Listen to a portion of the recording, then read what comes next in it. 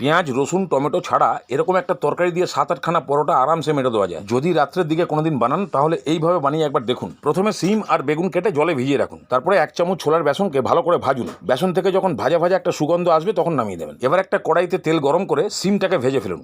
সামান্য একটু নুন আর হলুদ দিন, আর এমনভাবে ভাজুন ঢাকনা দিয়ে যাতে 95% সেদ্ধ এখানেই হয়ে যায়। তারপরে তেল ছেঁকে তুলে নিন।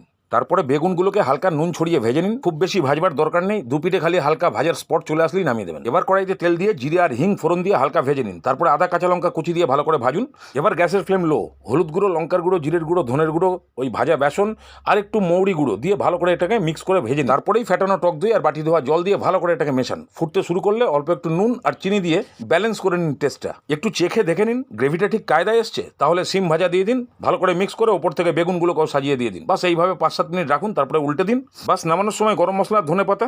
এবার গরম গরম পরোটা নিয়ে খুলে ফেলুন রাতের খাতা।